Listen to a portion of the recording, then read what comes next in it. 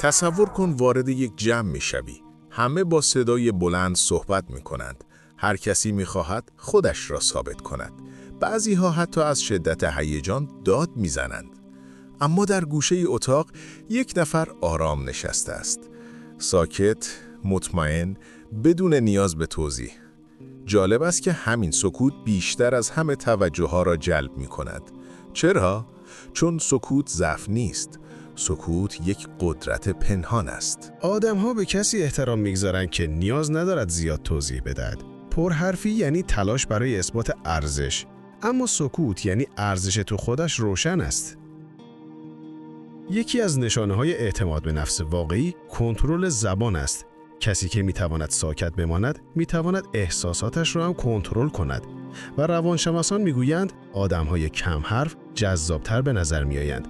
چون ذهن دیگران پر از سوال می شود. این آدم چه فکری در سر دارد؟ چرا ساکت است؟ و درست همین رازآلود بودن احترام می سازد. بگذار یک داستان واقعی را تعریف کنم. در یک جلسه کاری مهم، همه مدیرها پشت سر هم ایده می دادن. هر کس بلندتر حرف می زد تا توجه رئیس را جلب کند. اما فقط یک نفر ساکت بود. او گوش می داد، یادداشت می کرد و لبخند می زد. وقتی بحث‌ها تمام شد، رئیس رو به او کرد و گفت: خب نظر تو چیست؟ او در چند جمله کوتاه مسیر کل جلسه را تغییر داد. چون همه می‌دونستند اگر تا حالا ساکت بوده پس حرفش ارزشمند است. این همان قدرت سکوت است. اما حالا سوال اینجاست چطور ما هم می‌توانیم از این قدرت استفاده کنیم؟ 3 نکته کلیدی وجود داره. نکته اول، بیشتر گوش بده، کمتر جواب بده. سکوت تو میتونه بیشتر از هزاران کلمه احترام بسازه. نکته دوم، وارد بحث‌های بیفایده نشو. آدمی که همیشه درگیر دعواست اعتماد به نفس نداره. اما تو وقتی آرامش داری نشان میدهی که زمان و انرژیت ارزشمند است. نکته سوم، سکوتت را با زبان بدن قوی همراه کن. شانه‌ها صاف، نگاه مستقیم، لبخند ملایم. این ترکیب ساده باعث می شود حتی بدون حرف زدن قوی ترین فرد جمع باشی.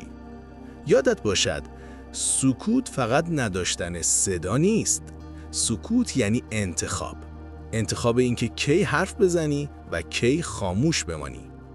وقتی در جمعی شلوغ آرامش داری ناخودآگاه بالاتر از بقیه دیده میشوی. سکوت نشانه قدرت درونی است. تسلط بر خود، چیزی که همه ندارند. به همین دلیل وقتی تو ساکت میمانی نگاه‌ها پر از احترام میشود، حتی بدون کلمه‌ای. پس لازم نیست خودت را ثابت کنی. کافی است آرامش داشته باشی، ساکت بمانی و فقط وقتی که حرفی ارزشمند داری آن را بگویی. آن وقت احترام خودش به دنبال تو خواهد آمد.